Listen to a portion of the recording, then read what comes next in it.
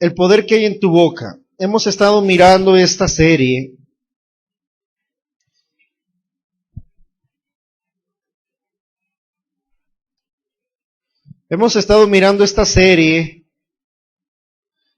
El poder que hay en tu boca.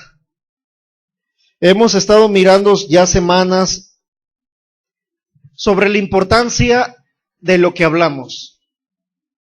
Hemos mirado la oración y recuerden que tenemos las enseñanzas pasadas, las estamos subiendo ya por Radio Manantial de Vida, se van a estar pasando en el canal de YouTube, Fe y Poder Chula Vista. Y yo sé que nos van a estar escuchando por la radio, por www.radiomanantialdevida.org. Pero ahí van a poder encontrar las enseñanzas pasadas. Estábamos justamente hablando acerca de los diferentes tipos de oración. La semana pasada vimos la oración de declaración de fe.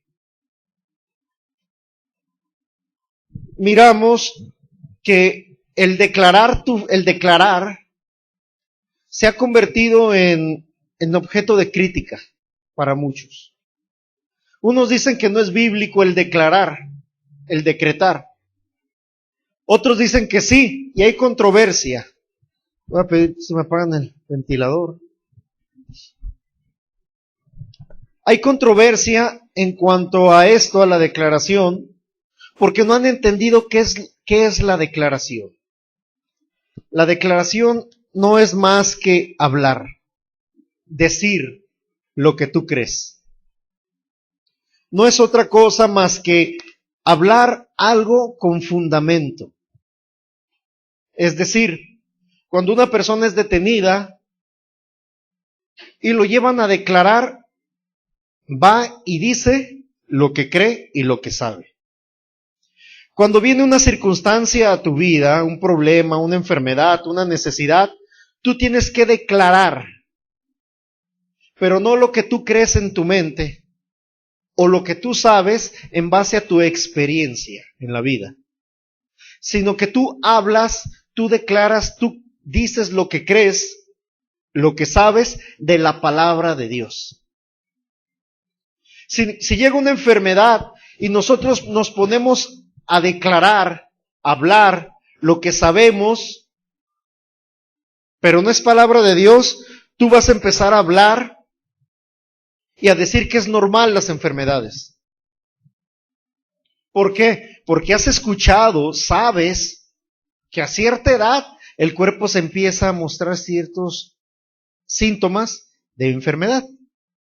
Aparte de que si tú haces ciertas cosas, no te cuidas, te llegan las enfermedades. Hay por ahí un spot publicitario que dice que a cierta enfermedad tú le tienes que tener respeto. Pero eso es lo que dice el conocimiento humano. Y mucha gente, en cuanto a esta enfermedad, cuando se presenta, dice, no, bueno, es que es normal que lleguen las enfermedades. Es normal que me pegue diabetes. Es normal que me enferme del corazón. Es normal que la hipertensión me moleste, porque ya tengo cierta edad. Pero eso es lo que dice el razonamiento humano, la sabiduría humana. Pero ¿qué dice la palabra de Dios? Cuando llega una enfermedad, tú tienes que declarar tu fe. ¿Pero en qué crees? ¿En los doctores? Y no les estoy diciendo que vayan y ya no se receten, no. Que no visites a un doctor, no. Yo no estoy hablando de eso. Yo estoy hablando que muchos hijos de Dios y el ser humano en general le cree más al doctor que a lo que dijo el Hijo de Dios, Jesucristo. Hay una profecía sobre él, la conocemos, Isaías. Vamos a mirarla. Isaías,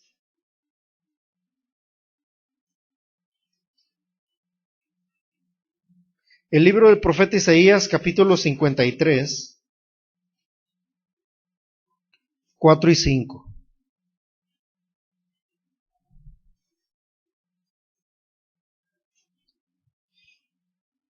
Vamos a ver desde el 3.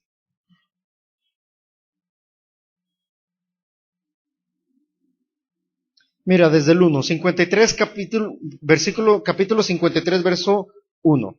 ¿Lo tienes? Dice así: ¿Quién ha creído a nuestro anuncio? ¿Y sobre quién ha manifestado el brazo de Jehová? Subirá cual renuevo delante de él, y como raíz de tierra seca. No hay parecer de él ni hermosura. Le veremos más inatractivo para que le deseemos. Está hablando de Jesús. Verso 3, despreciado y desechado entre los hombres, varón de dolores, experimentado en quebranto. Y como que escondimos de él el rostro, fue menospreciado, no lo estimamos. Ciertamente llevó él nuestras enfermedades, sufrió nuestros dolores, y nosotros le tuvimos por azotado, por herido de Dios y abatido. Mas él herido fue por nuestras rebeliones, molido por nuestros pecados. El castigo de nuestra paz fue sobre él, y por su llaga, nosotros fuimos curados. Esta profecía en este punto está hablando de un tiempo pasado. El profeta Isaías está diciendo, hablando de algo futuro en tiempo pasado. ¿Cómo es esto? Está hablando que iba a llegar iba a llegar Jesús, y que por la herida que él iba a tener, las heridas, tú ibas a ser curada, tú ibas a ser curado. Pero dice la palabra de Dios esto: cuando llega una enfermedad, tú tienes que declarar lo que tú sabes y lo que crees, de lo que dijo Jesús, de lo que dijo Dios en cuanto a la necesidad que estás pasando. Llega la diabetes, te dan el diagnóstico médico, y tú tienes que orar declarando tu fe en la palabra de Dios. Señor, gracias porque dice tu palabra que tú, Señor, llevaste toda enfermedad, que tú fuiste experimentado en quebranto. ¿Qué es esto? Que ningún ser humano tiene más experiencia en sufrimiento que Jesús. Dice varón de dolores. ¿Te duele la espalda? ¿Te duelen las articulaciones? Jesús llevó esos dolores. Dice, él llevó nuestras enfermedades y sufrió nuestros dolores. Tú tienes que decirle, mira enfermedad, la palabra de Dios dice que Jesús llevó mis dolores, que él llevó toda enfermedad, y que él fue herido por mi rebelión. Por su llaga yo ya fui curado, yo ya fui curada. Por lo tanto no te acepto, porque yo creo que Jesús ya me sanó, ya me curó. Eso es declarar tu fe. Y muchos, yo te dije, se entran en controversia porque piensan que la declaración es solamente hablar lo que ellos piensan. Creen sus propios pensamientos, sus propios razonamientos. E inclusive hablan la Biblia, pero no la creen. No la creen. Esperan que al aventar una semilla de limón en tierra, en ese momento crezca como la sopa Maruchan cuando se expande. Como las palomitas de maíz, que tú le pones 2 minutos, 50 segundos y empieza plop, plop, plop, plop, plop, plop, y ya tienes algo para saciar el hambre, para calmarla. Y piensan que la fe es así. Yo por la herida fui curado, amén. Todavía siento la enfermedad, entonces no sirve. Eso de declarar no es cierto. Es que no creen. Tú tienes que creer con el corazón. Dice la palabra, porque con el corazón se cree y con la boca se confiesa, se habla, se declara. Pero lo que hay en tu corazón, dice otro pasaje, del buen tesoro de su corazón el hombre da fruto. De la abundancia del corazón habla la boca.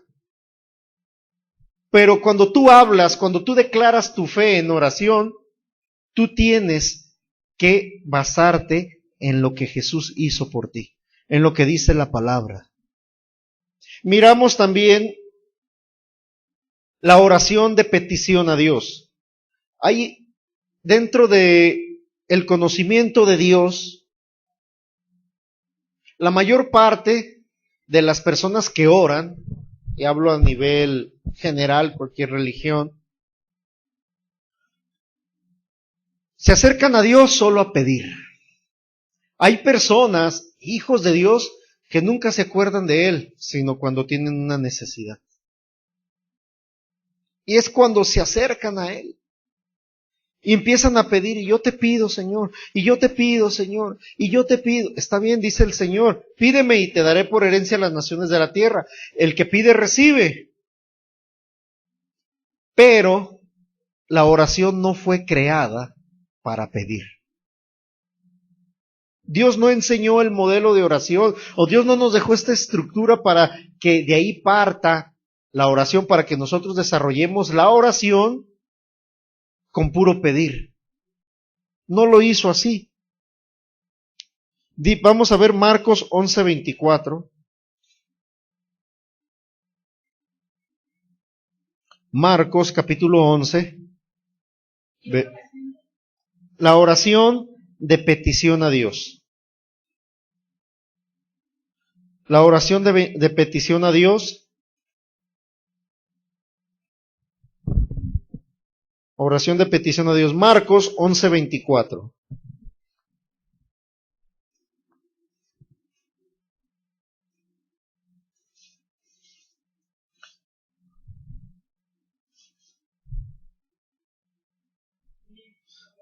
Dice así: por tanto, os digo que todo lo que pidiereis orando, creed que lo recibiréis y os vendrá. La traducción Reina Valera dice que tú tienes que creer que lo recibirás. Está hablando de un futuro. Y es por eso que muchos hijos de Dios no reciben nada, porque esperan que algún día se manifieste, si es que se manifieste, si es que es de la voluntad de Dios, que yo reciba esto, que yo reciba lo otro. Yo se lo pido y me han dicho, yo se lo pido. Si es la voluntad de Dios, pues Él me lo da, si no, bueno. Pero mira, este mismo pasaje en la traducción viviente, la Biblia latinoamericana y la Biblia textual, tercera edición, dice así, que deben creer que ya lo recibieron. Una cosa es creer y lo recibirán, y otra es crean que ya lo recibieron. Tú tienes que, cuando oras, Señor Jesús, yo te doy gracias por tu presencia, empiezas a adorarle como ya hemos visto las otras ocasiones, los otros modelos, los otros tipos de oración, empiezas a engrandecer a Dios, empiezas a alabarle y adorarle, empiezas a reconocer su grandeza, oras en lenguas, ya tuviste comunión, platicaste con el Espíritu Santo, declaraste tu fe en Jesucristo, que crees que Él está, lo que dice su palabra lo crees, y te acercas, Señor, tu palabra dice que lo que yo pida lo voy a recibir. Señor, sabes que tengo tal necesidad, sabes que ocupo 3,000 pesos, por poner un ejemplo. Ocupo 3,000 pesos para cubrir ciertas cosas, Señor. El error de muchos hijos de Dios es de que se quedan, Señor, es que yo te pido, tú sabes mi necesidad. Tú sabes, Señor, que yo ocupo. Y se pasan hasta 1 hora pidiendo. ¿Cómo tú tienes que pedirle a Dios? Señor, tú sabes que necesito 3,000 pesos para cubrir esta necesidad. Luego el ejemplo. Gracias porque tu palabra dice que yo ya lo recibí. Gracias porque dice tu palabra que si yo tengo alguna necesidad, esta será suplida conforme tus riquezas en gloria. Gracias porque ya fue suplida. Gracias porque yo ya lo recibí por medio de Jesucristo. La gracia de Dios, los regalos de Dios se obtienen por lo que Jesús hizo, no por lo que nosotros hacemos o dejamos de hacer. No por el tiempo que pases orando, es por lo que Jesús hizo y por tu fe en Él. Tú tienes que creer que ya lo recibiste. Señor, gracias porque ya lo recibí. Gracias, Señor. Te doy gracias porque mi necesidad fue suplida. Mira, Dios, si tú crees, Dios se va a encargar de suplirte, pero ese es su problema de en qué medio lo hace. Y vuelvo a repetir, no creas que Dios tiene billetes allá, sino sería un falsificador. Imagínate tantas denominaciones de monedas hay, entonces allá Él falsifica. No, Él se va a encargar de mover personas que te rodean para bendecirte, para ayudarte, para proveerte. Miramos también que la fe es llamar las cosas que no son como si fuesen. Hay gente que dice, es que eso solo Dios lo puede hacer, solo Dios puede hacer eso. Bueno, dice la Escritura, es pues la fe la certeza de lo que se espera, la convicción de lo que no se ve. Y eso es llamar a las cosas que no son como si fuesen. Porque tú le estás diciendo a una enfermedad, yo soy sano, pero tu cuerpo tiene los síntomas. Estás diciendo, mi necesidad fue suplida, pero tienes la deuda, tienes la necesidad. Hay quienes que dicen que tú no puedes llamar las cosas que no son como si fuesen, como dice el pasaje. Pero eso es la fe. La fe es decir las cosas fuera de la realidad humana, pero dentro de la realidad de Dios. Que todo, por medio de Jesús, ya fue suplido. Jesús vino, ya miramos Isaías 53, 4, desde el 1 hasta el 5, y miramos que Jesús curó toda enfermedad, llevó todo dolor. Por lo tanto, cuando Jesús murió, yo hablaba hoy, antier, con una persona que está en el ramo de la medicina, yo le decía, ¿has escuchado acerca de Jesús, acerca de la tortura que tuvo Jesús? Y dice, sí.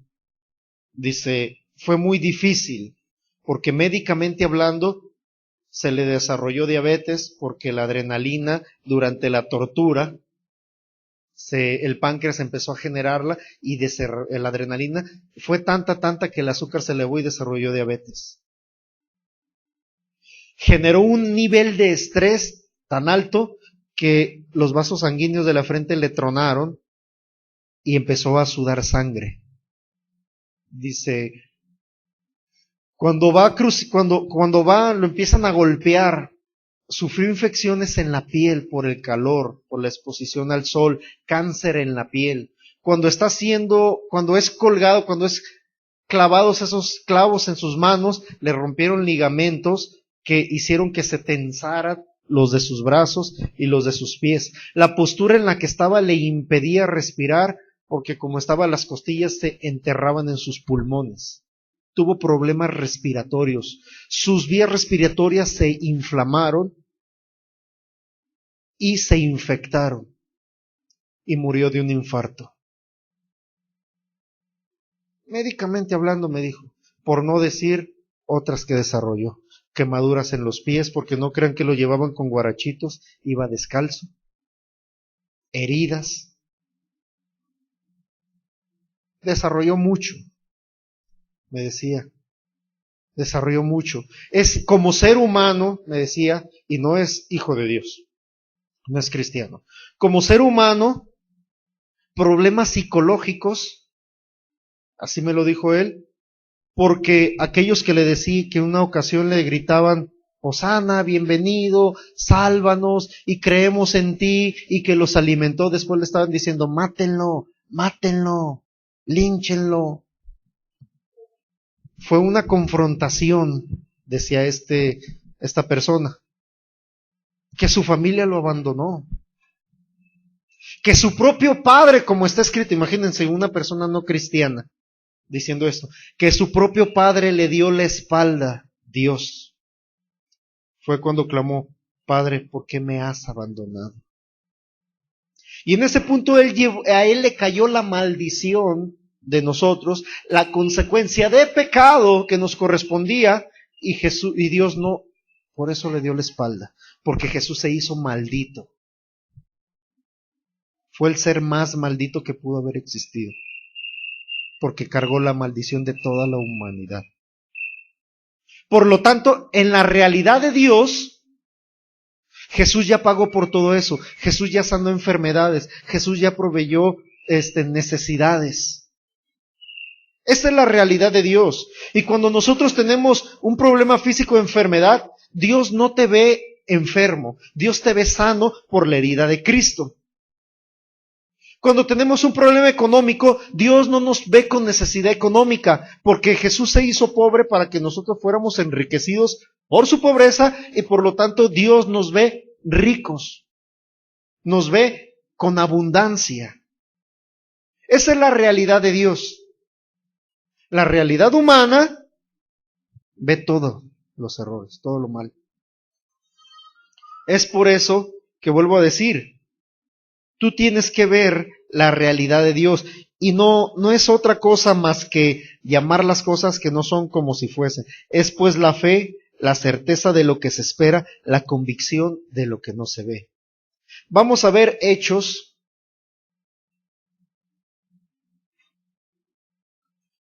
capítulo 10.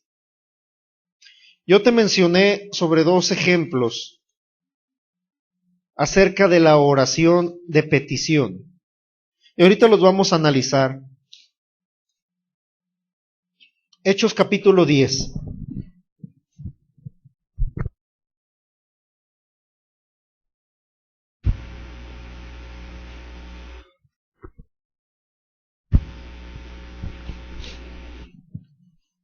Hechos capítulo 10, ¿ya lo tienes?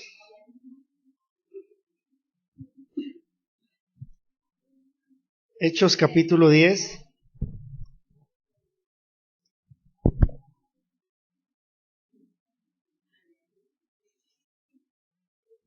Hechos capítulo 10, verso 1. Dice así: había en Cesarea un hombre llamado Cornelio, centurión de la compañía llamada la Italiana. Fíjate bien, este punto, son puntos que quiero que observemos. Número 1, era romano, no era judío. Era romano. Era un soldado, un centurión, de aquellos que aprendieron a Jesús, de aquellos que lo arrestaron, los centuriones. Piadoso y temeroso de Dios, con toda su casa, que hacía muchas limosnas al pueblo y oraba a Dios siempre. Este pasaje, en otras traducciones donde dice dando limosnas al pueblo, dice siendo generoso con los demás, ayudando a los demás. Y en el verso 2 que dice temeroso, está hablando no de un miedo, sino que respetaba a Dios. Algunos dicen que es el centurión que estaba al pie de la cruz y que dijo, de verdad este hombre era el Hijo de Dios. Muchos dicen esto, otros que fue uno de los que creyó cuando vio todo, pero bueno, está diciendo que respetaba a Dios con toda su casa y que ayudaba a los necesitados. Un comercial, cuando Dios nos da algo, es para apoyar a los demás, a los que Dios te guíe. Dice, y oraba a Dios siempre. Este vio claramente en una visión, como a la hora 9 del día, que un ángel de Dios entraba donde él estaba y le decía, Cornelio. Él, mirándole fijamente y atemorizado, dijo, ¿qué es, Señor? Y le dijo, tus oraciones y tus limosnas han subido para memoria delante de Dios. Envía pues ahora hombres a Jope y haz venir a Simón, el que tiene por sobrenombre Pedro. Este posa en casa de cierto Simón curtidor, que tiene su casa junto al mar. Él te dirá lo que es necesario que hagas. Hasta aquí vamos a dejarlo. Mira, este soldado creía en Dios, para empezar, y dice que tenía el hábito de orar y de apoyar a la gente. Y cierto día, un ángel se le presenta. Obviamente, si se te presenta un ángel, te vas a sorprender, quizás hasta te asustes. Oye, pues, ¿qué pasó, no? ¿Quién es este que anda ahí? Y no es Cricri. O sea, ¿qué pasó? Y el ángel le dice, mira, tu ayuda a los demás y tus oraciones han venido a memoria, han subido para memoria delante de Dios. Y normalmente se ha enseñado que Cornelio era una persona insistente, pidiendo, y no es así. Aquí no dice que está pidiéndole algo. Aquí no dice que está pidiendo. Dice que era un hábito para él. Dice que oraba siempre. Y dice que tradicionalmente se enseña que fue tanto, y a mí se me enseñó así, que Dios volteaba por un lado y veía el monumento, ahí la oración de Cornelio, y luego porque para acá, que fue tanto que Dios se hartó y que le dijo, órale, pues le voy a mandar a Pedro, porque ya es mucho. Pero no, la palabra memoria, lo que se refiere aquí es reconocimiento. ¿Por qué? ¿Por qué fue un reconocimiento las oraciones y la bondad de Cornelio ante Dios? Número uno, porque era un hombre no judío y tenía fe en Jesús, en Dios. Y en este tiempo que está hablando, para que un romano creyera en aquel Jesús que fue linchado, híjoles, era todo un logro. Era todo un logro. Es como decir que uno de los miembros de ISIS crea en Jesucristo como su Salvador y que le ore a Dios y no a Alá y a Mahoma. Imagínense. Es eso lo que se está refiriendo. Y que ayudara a los demás conforme su fe en Jesús, en Dios. Imaginen qué le pasaría a un soldado de ISIS. Un soldado del Estado Islámico. Lo matan. Pero en este tiempo era no tan crudo, literalmente sí, o corregir, porque era cuando empezaban a matar a los cristianos, a los seguidores de Jesús. Entonces, imagínense que una persona no judía, miembro del ejército, crea en Dios, ore, tenga comunión con Dios, tenga fe en Dios y ayude a los demás. ¿Y a qué fue enviado Pedro? A que le hablara plenamente de Jesús. No fue a resolverle una petición. Fue y le testificó de Jesús, a él y a toda su casa. La oración no se trata de pasar toda nuestra vida orando hasta que Dios se canse de escucharnos. Porque déjenme decirles que Dios no va acumulando horas, no es como en el Facebook nos han dicho que entre más like demos o más amén escribamos, se va a sanar una enfermedad. Tampoco entre tú más ores, bueno, ya hoy oro 5 horas, mañana 2, pasado mañana 3, voy a llegar a 24 horas orando para ver si Dios me contesta. Entonces Dios tiene ahí su medidor de oración y está diciendo, pues ahora no oro y ya bajó. Híjole, se quebró, ¿no? Ya se tiró tantita oración. No, mijo, pues ya no. O te falta, échale ganas, no puedo actuar si no me cubren las 24 horas de oración. No. La respuesta de Dios viene conforme a tu fe, no a lo que te la pases pidiendo y orando. La oración es para tener comunión con Dios, para adorar a Dios, para alabar a Dios, para fortalecer tu espíritu, para tener comunión de amistad con el Espíritu Santo. De manera de que Cornelio tenía un hábito. Mira, la palabra memoria que habla de este pasaje en griego es, primero con M, nemos, es Mnemosunon. M-N-E-M-O-U-N-O-N.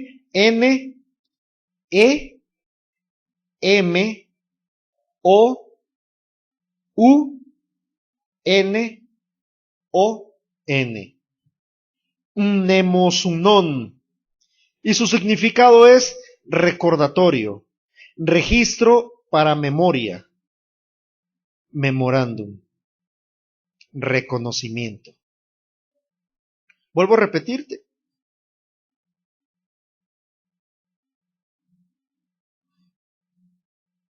Cornelio era una persona excepcional y dice que fue a memoria sus oraciones y su ayuda porque no era judío.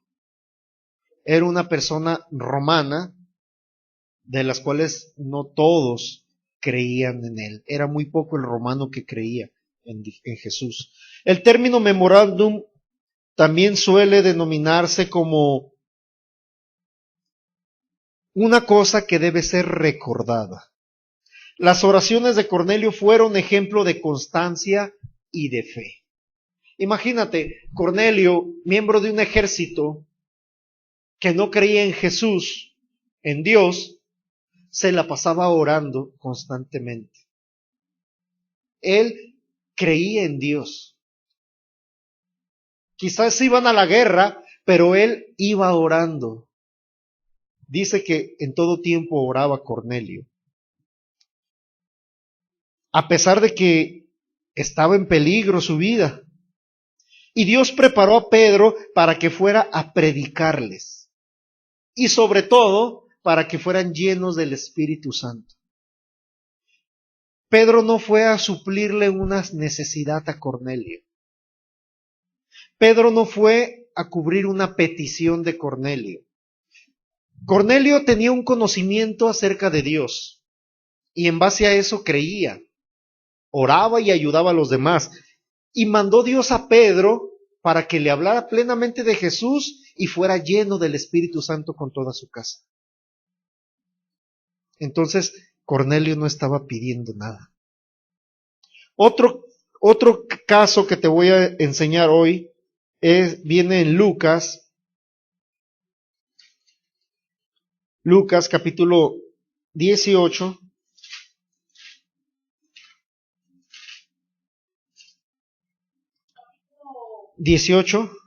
Lucas 18.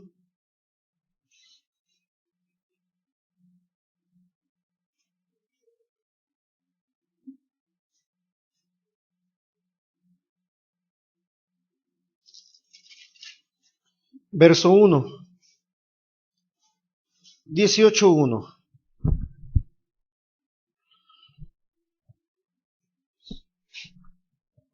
Este pasaje nos muestra que una mujer era insistente a un juez, pero el juez era injusto, pero que al ver la perseverancia de ella, recapacitó y corrigió su actuar. Mira, vamos a mirarlo. Dice así, verso 1.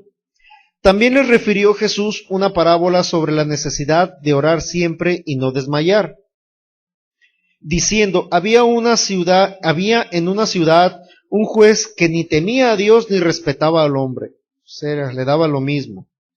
Había también en aquella una ciudad una viuda, la cual venía a él, diciendo, hazme justicia de mi adversario. Y él no quiso por algún tiempo. Pero después de esto dijo dentro de sí, aunque ni temo a Dios, ni tengo respeto a hombre, sin embargo, porque esta viuda es molesta, le haré justicia, no sea que viniendo de continuo me agote la paciencia. Y dijo el Señor, oíd lo que dijo el juez injusto. ¿Acaso no hará Dios justicia a sus escogidos que claman a Él día y noche? ¿Se tardará en responderles? Os digo que pronto les hará justicia, pero cuando venga el Hijo del Hombre, ¿hallará fe en la tierra? Fíjate bien, también a mí se me enseñó que yo tenía que ser como esta viuda, que yo tenía que ir con Dios y, Señor, tengo esta necesidad, Señor, mira lo que necesito, Señor, tengo este problema, y duro, y dale, que dale, y dale, que dale, y dale, que dale, hasta que Dios yo moviera a Dios que tuviera misericordia de mí. Inclusive se me dijo a mí que yo tenía que, Señor, mira, aquí estoy ante tu presencia. Así. Señor, yo sé que no soy nada ante ti. Tú eres poderoso y yo soy un insignificante ser. Apiádate de mí, Señor. ¿Acaso no te duele ver cómo padezco necesidad? Y que si yo hacía eso, yo iba a mover a misericordia. Pocas palabras, Dios iba a tener lástima de mí. Y por lástima, me iba a atender. Por lástima. Y yo espero no ofender a nadie, aun de los que me escuchan, pero yo considero que lástima nada más a los animales. Imagínense cómo me estaban diciendo que me tenía que comportar como un animal. Pero este pasaje no dice así. Dice que llegó y le dijo, hazme justicia. Y que el juez dijo, no, dijo que por un tiempo no quiso. Pero después pensó, a ver, aunque yo de Dios no lo respeto, un ateo. No respeto a Dios. Y no me importan los seres humanos, ni me importa, no respeto tampoco a ellos. Pero le voy a hacer justicia para que no me esté fastidiando, porque no, me la voy a encontrar a cada rato. Y le hizo justicia. Y después dice Jesús en el verso 6, fíjate bien, dice, oíd lo que dijo el juez injusto. Jesús está haciendo referencia a las palabras que acaba de decir el juez. ¿Cuáles? Soy injusto, bueno, le voy a responder para que no me esté fastidiando. Y después hace una pregunta. ¿Acaso Dios no hará justicia con sus escogidos? Toma como referencia al injusto. Está diciendo Jesús, toma como referencia al injusto, la actitud que agarró. Ahora, Dios, siendo Dios, ¿no te va a hacer justicia? ¿Ves la diferencia? O sea, Dios no va a permitir que tú te le humilles o que tú te arrastres, que tú te bajes de la posición de autoridad que Él te dio, de reina, de rey, de sacerdote, para humillarte y, bueno, responderte.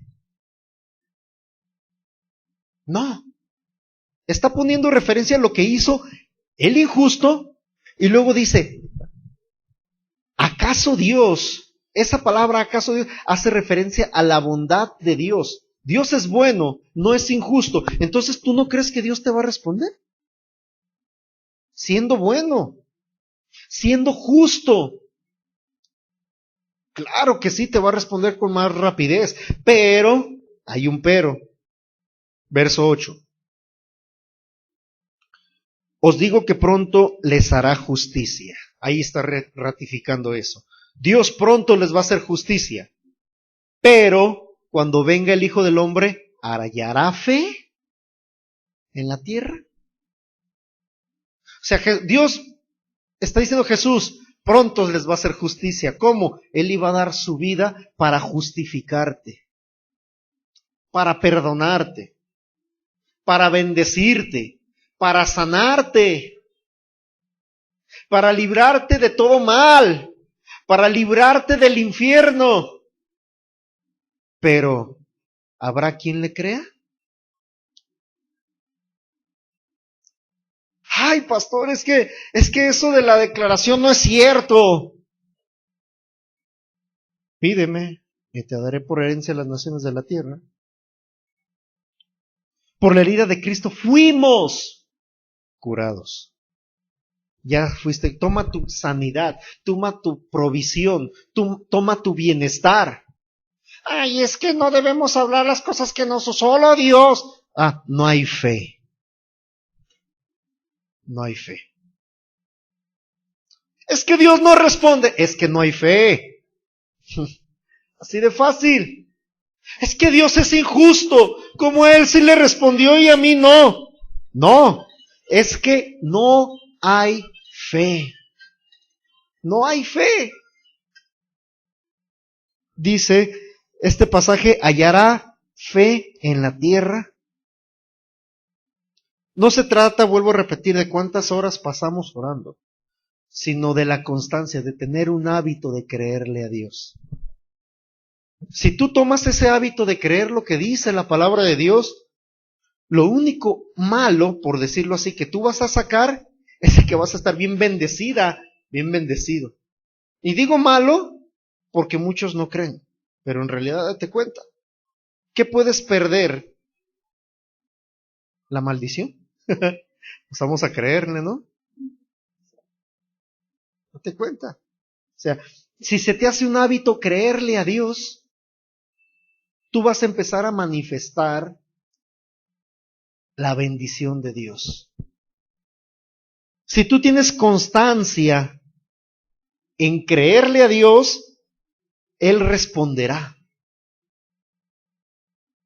Y tú te tienes que comunicar con Dios conforme a la cantidad de confianza que tú generas por estar con Él. ¿Cómo es esto? Llegas a un trabajo, a un lugar, a una zona donde hay mucha gente y llegas por primera vez. ¿Cómo eres? ¿Eres de los que ven, se sientan? Hola amigo, ¿cómo estás? Pero no has visto a nadie, no lo has visto en tu vida nunca. ¿Eres así? ¿Cómo se va dando eso?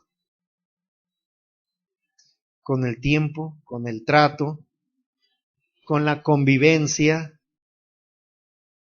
Y quizá te va a decir él, esta persona, quizá te llegue a decir, no, mira, no, yo mañana traigo el desayuno. Ay, sí. Y llega el día siguiente y lo lleva. Ah, caray, pues sí es cierto lo que dice. Y luego dice, no, pues mañana lo vuelvo a traer yo. Y tú te ves, ay, sí, ¿cómo no? Uh-huh. Y lo vuelve a llevar. Bueno, vas conociendo a la persona.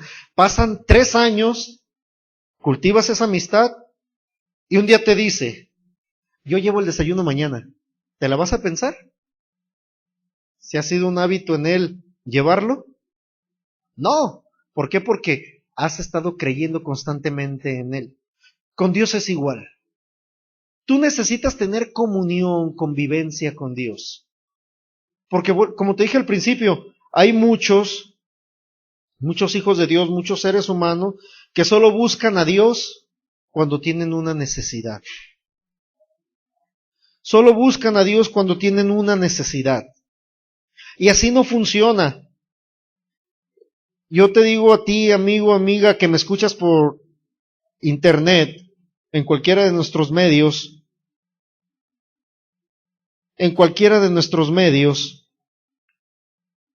tú no vas a recibir nada de Dios si no frecuentas, si no tienes comunión, si no conoces a Dios.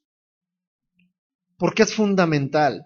Porque va a llegar una necesidad y tú vas a saber lo que dice, lo que dijo Dios, lo que hizo Jesús, y en base a eso tú vas a recibir. Pero si no nos metemos siquiera a leer la palabra, estudiar la palabra, pues no vamos a saber ni qué dijo. No, pues ¿qué dijo Dios en cuanto a la enfermedad? Ayúdate que yo te ayudaré. Oh, caray. A Dios rogando y con el mazo dando. El otro, Dios, no, Dios aprieta pero no ahorca. Eso es una mentira. Ajá. O sea, no, eso es erróneo. ¿Qué dice Dios a la enfermedad? Yo quitaré del medio de mi pueblo toda enfermedad. Por la herida de Cristo ya fuiste curado. Vamos a ver Primera de Juan. Primera de Juan,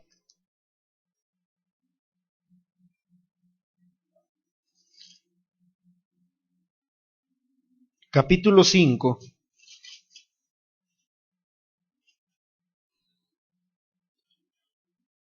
verso 14.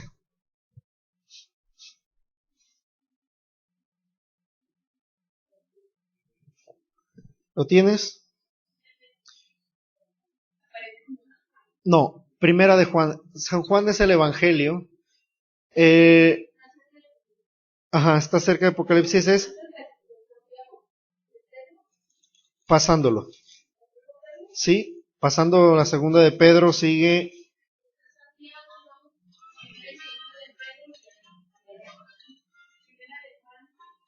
Primera de Juan, capítulo 5.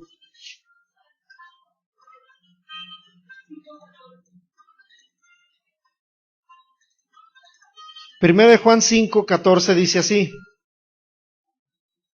Y esta es la confianza que tenemos en Él. ¿Ya lo tienen? Y esta es la confianza que tenemos en Él, que si pedimos alguna cosa conforme a su voluntad, Él nos oye. Pero fíjate bien, aquí hay algo muy especial. Dice, si pedimos, y esta es la confianza que tenemos en Él. ¿En quién? En Jesucristo. Que si pedimos alguna cosa conforme a su voluntad. Conforme a su voluntad, no la nuestra. ¿Cómo es esto? Si hemos pedido algo y no lo hemos recibido, no es porque Dios no nos quiso escuchar. No es porque Dios se tapó los oídos y no oigo, no oigo, no oigo, tengo orejas de pescado. No es por eso. Es porque quizás no hemos pedido de acuerdo a la voluntad de Dios. El verso 15, vamos a mirarlo, verso 15. Y si sabemos que Él nos oye en cualquier cosa que pidamos, sabemos que tenemos las peticiones que nos haya, perdón, vuelvo a repetirlo, y si sabemos que Él nos oye en cualquier cosa que pidamos, sabemos que tenemos las peticiones que le hayamos hecho. La palabra petición en este 15 es, en este verso 15, es griega y es aitema, con i latina, aitema, pegado. Aitema, y su significado es cosa pedida. Dice que tienes que tener la confianza. Dice así, y si sabemos que Él nos oye en cualquier cosa que pidamos, sabemos que tenemos las cosas pedidas que le hayamos hecho. Tú le pediste sanidad, tú la tienes. Tú le pediste provisión económica, dice este pasaje, que tú la tienes. Es que no la veo. Bueno, esta es la confianza que tenemos en Él. Muchos dicen, es que si es la voluntad de Dios me sana. ¿A qué vino Jesús entonces? ¿Qué profetizó el profeta Isaías en Isaías 53, 4 y 5? Que Jesús iba a venir a curarnos por su herida. Entonces, ¿será la voluntad de Dios sanarnos? Exactamente, ya nos sanó, fue su voluntad. Es que si es la voluntad de una persona, una ocasión le iban a dar una fuerte suma de dinero. Una fuerte suma de dinero. Y solamente se le dijo, mándame ciertos papeles para hacer los trámites, porque es de nación a nación. Sí, claro. Y cuando me dicen, y yo les pregunto, ¿qué van a hacer? Vamos a orar. Si es la voluntad de Dios, se lo van a dar. Si no, no. Quedé. Pero les están diciendo que envíen los papeles. Había necesidad económica, ¿eh? Había mucha necesidad en esas personas. Mucha. ¿Qué creen lo que sucedió? Tiempo después, oye, ¿qué pasó? No fue la voluntad de Dios. ¿Por qué no nos enviaron nada?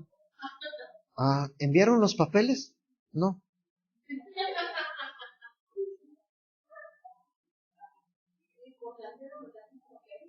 Sí, en efecto, dice la palabra en cuanto a esto. Pídeme y te daré por herencia las naciones de la tierra.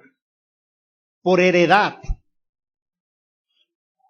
Y después dice también, se me está yendo ese pasaje, mi Dios pues suplirá todo lo que les falte, conforme sus riquezas en gloria en Cristo Jesús. Después dice que cuando los sacó de Egipto, de la esclavitud, de la maldición, los sacó con riquezas y los metió a una tierra llena de prosperidad. ¿Cómo es esto? Fluía leche y miel de la tierra. Ay, ¿cómo es eso? Número 1, ¿cómo puede fluir miel de la tierra? Da la casualidad de que las abejas a veces ven cuevas y se meten y hacen su colmena en la tierra. Empieza a crecer la colonia de abejas, empiezan a producir miel y empieza a brotar la miel. Es muy exquisita. No estoy diciendo que había vacas enterradas. No, sino que había mucho ganado. Había abundancia de leche, porque había mucho ganado, ¿no? Se están imaginando las vacas y que fluye, que al pisarlas sale la leche. No, había mucha abundancia de ganado.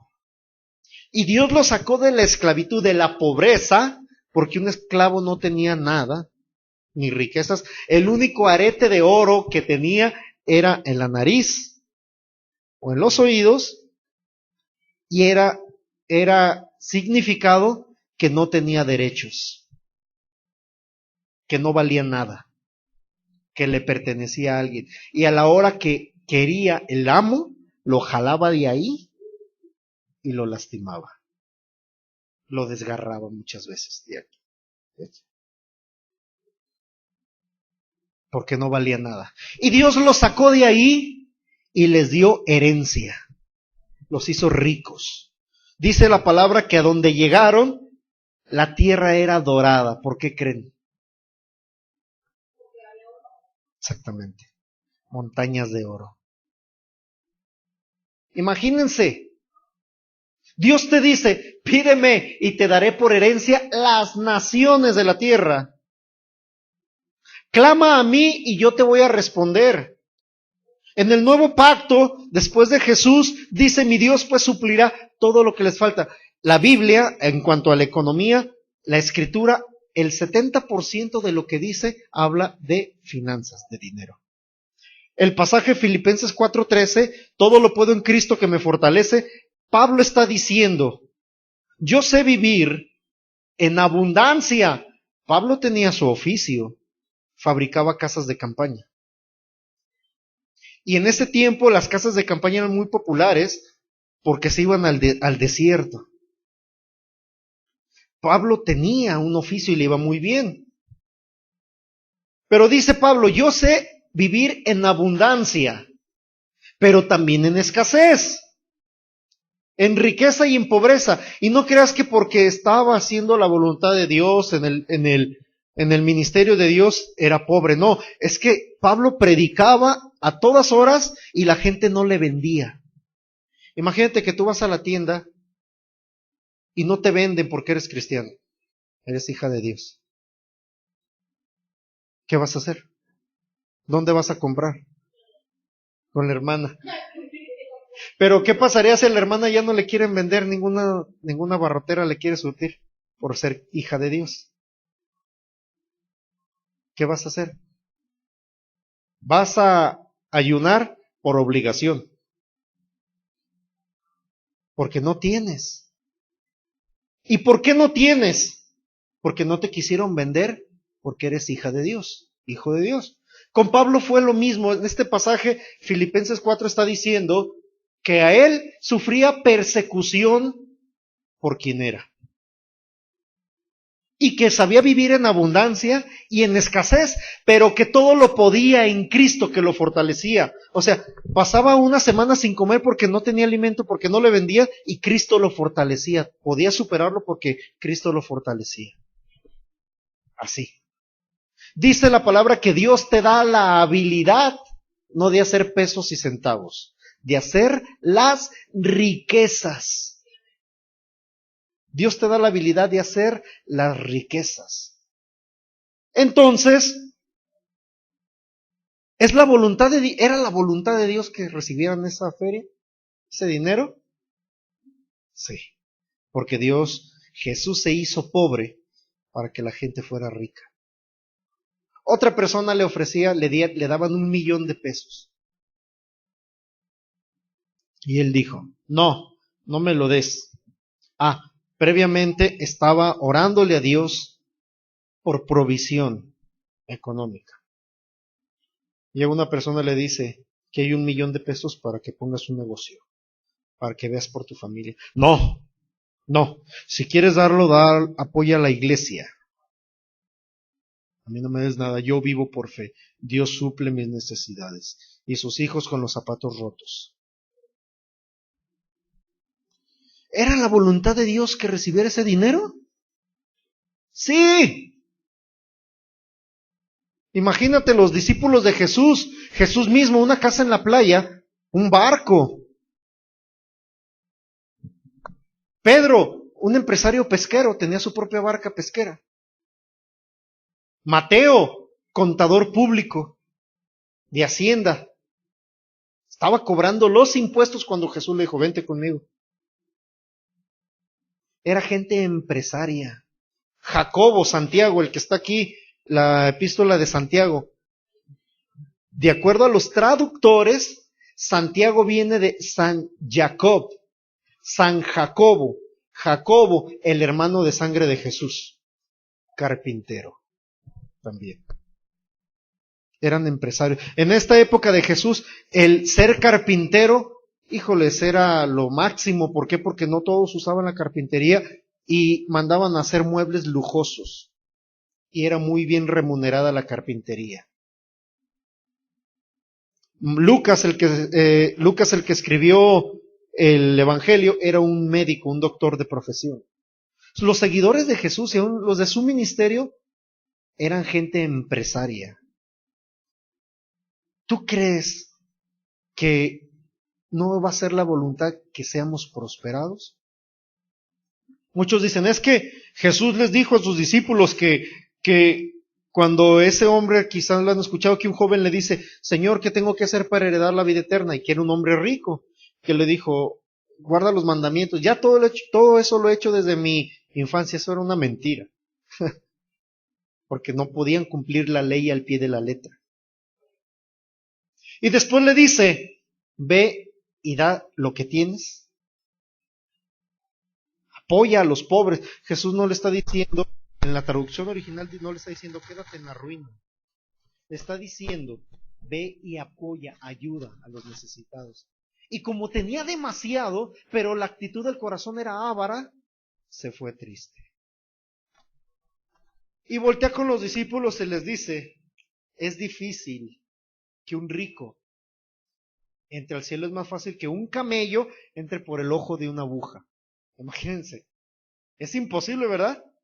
Pero dice que es más fácil a que un rico entre. Y que los discípulos voltearon y se maravillaron. O sea, caray, se sorprendieron. ¿Por qué? ¿Por qué les caló la pedrada?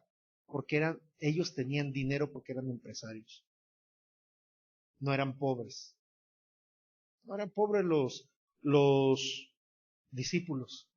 Y Jesús no está diciendo que seamos pobres, no, está diciendo que la actitud del corazón hacia el dinero es lo que impide que entren al cielo. Eso está diciendo. Pero la voluntad de Dios es de que tengamos economía sana, sí. Para eso Jesús se hizo pobre. ¿Es la voluntad de Dios que vivamos larga vida? Sí, por eso Jesús murió a los 33 años, para que nosotros ya no muéramos a corta vida. ¿Es la voluntad de Dios que una persona sane y que no muera? Sí. Y hay gente que dice, bueno, es que si la voluntad de Dios es llevárselo, que se lo lleve. Solo Dios sabe. Y citan un salmo, preciosa es ante los ojos de Dios la muerte de sus santos. O sea, de cuando acá es bonito morirse. Al menos cuando a mí me dio el infarto, no sentí nada bonito. Y menos con lo que vi. Que una oscuridad total me estaba jalando, me estaba succionando. Pero no es bonito. La palabra preciosa de este salmo se refiere a costosa, un precio, ponerle cantidad económica a algo. Está diciendo, a Dios le sale caro que se muera alguno de sus santos. ¿Por qué? Porque ha invertido mucho. Ha invertido la sangre de su hijo. Ha invertido capacitación en ti. Hoy me dijeron a mí que vivas mucho, que vivas hasta 900 años. Dije 120. No, pero allá en el cielo, ¿no? Allá en el cielo, aquí 80, 90. Dije no, 120 en la tierra. No, pero allá en el cielo, es que ¿para qué quiero allá? Allá no me voy a morir, allá voy a ser eterno. Allá voy a ser eterno. Quizás. Le dije, allá voy a ser eterno, la muerte no va a existir allá. Aquí yo necesito vida para disfrutar todo lo que Dios me ha dado. Allá yo voy a disfrutar la presencia de Dios plenamente, cara a cara. Allá pues no, o sea, yo ocupo vida aquí. 120. Y me aferré a eso. Pero hay gente que dice, se aferra, si es la voluntad de Dios. ¿A qué vino Jesús? A vencer el imperio de la muerte. A quitarle a Satanás el control de matar gente cuando se le pega su soberana gana. Para eso apareció el Hijo de Dios, para deshacer las obras del diablo. Dijo Jesús, yo he venido a dar vida y a darla en abundancia. Satanás es el homicida desde el principio. Si es conforme a la voluntad de Dios lo que tú pides, tú tienes que tener la confianza de que ya recibiste, de que ya lo tienes. Debes ser un buen administrador. Hay gente que se pone a orar para que una persona se muera. A mí me llegaron a decir, cuando yo estaba alejado de Dios, pues yo voy a orar para que Dios te mate, Dios te quite la vida, porque preferimos salvar que tú te salves. O sea, en primer lugar, Dios no quita la vida, ya lo hemos dicho, y segundo, la voluntad de Dios, dice la Escritura, que Dios no se ha tardado en venir, no porque ya se olvidó, sino porque es paciente para que todos procedan al arrepentimiento, porque no quiere que nadie se pierda. Entonces la voluntad de Dios no es que se mueran. La voluntad de Dios no es que muera la gente. Por eso vino Jesús a morir joven, para romper la maldición de la muerte. Imagínate, no, que yo voy a orar para que Dios te arruine tus finanzas, así te acercas a Dios. O sea, Dios no es ningún lacra, ladrón que va a robar las finanzas. Dios no va a sacar la cartera que, a ver, véngase para acá. No, Dios no va a hacer eso. Al contrario, Dios quiere que tú siempre traigas en tus bolsas. Quiere que tengas abundancia. De manera de que si nuestro corazón, el tesoro, la intención es distinta a la palabra de Dios, no vamos a poder aprovechar las bendiciones y mucho menos vamos a recibir de lo que Dios tiene para nosotros. No vamos a recibir respuesta de la oración, porque no ha sido conforme a la voluntad de Dios. La voluntad de Dios es buena, agradable y perfecta. ¿La muerte es buena? ¿La pobreza es agradable? ¿Estar enfermo es estar perfecto? No. Entonces Dios quiere para nosotros, el ser humano, sus hijos, que vivamos sanos, prósperos y bendecidos. La buena voluntad de Dios es de que tengamos. La agradable voluntad de Dios, hablando de salud, es de que cuando se presenta una enfermedad, se vaya, que sanemos. En finanzas, que tengamos, que cuando llegue la necesidad, tengamos para suplir. Pero la perfecta voluntad de Dios es de que nunca nos enfermemos. La perfecta voluntad de Dios en finanzas es de que no tengamos necesidad. La perfecta voluntad de Dios es de que no tengamos problemas, que cuando viene un problema los superemos y no nos afecte. Esa es la perfecta voluntad de Dios. Si la oración, si lo que pedimos va conforme a la voluntad de Dios, a su palabra, va a ser contestada. De lo contrario, aunque llores, brinques, saltes, ayunes 3 años seguidos, aunque nos pasemos 36 horas de las 24 que tenemos del día orando, no se va a contestar, porque va en contra de lo que Dios realmente quiere para el ser humano. Amén. Bueno, esta es la oración de petición. Terminamos esta oración. Viene la oración de acción de gracias. Pero lo vamos a ver para la próxima semana. Déjenlo en continuación. La oración de acción de gracias. Esta es muy importante. Esta oración es muy importante. Y déjenme comentarles a los que nos escuchan, a ustedes hermanas, que tú cuando empiezas a orar, tú puedes cambiar el orden de ciertas oraciones. Tú vienes a Dios y tú puedes, lo que tú no puedes cambiar en el orden que te di es reconocer la grandeza de Dios y darle adoración, alabanza en tu oración. Eso tú no lo dejes al último. Tú vas a orar, Señor, tú eres grande, tú eres poderoso. No hay nadie que hace las maravillas que haces tú. Te amo, te bendigo, mi Señor. Digno de alabanza, digno de adoración. Dale eso, engrandece su nombre. Y ya después de eso, si tú quieres empezar a hablar con el Espíritu Santo, o orar en lenguas, o pedirle, o interceder por los demás, vamos a ver también esa oración de intercesión. Si tú quieres declarar tu fe, ya puedes mover el orden, pero tú nunca dejes para después. Nunca pidas, nunca intercedas, nunca empieza a hablar con el Espíritu Santo sin antes reconocer a Dios, engrandecer su nombre y alabarle, adorarle a Dios. Amén. Bueno, vamos a terminar este tiempo de estudio de la palabra. Me da gusto que estén apuntando. Me da gusto que estén estudiando en casa. La verdad que es una bendición para mí el ver cómo van creciendo en la palabra de Dios, cómo van adquiriendo conocimiento de la palabra. Y te voy a animar a que nos escuches por la radio, por el canal de YouTube, Fe y Poder Guadalajara, y por las redes sociales, porque la fe viene, tu fe crece por estar en contacto con la palabra de Dios, oyéndola. Entonces te animo a que lo hagas y te dejo con la pastora. Dios te bendice.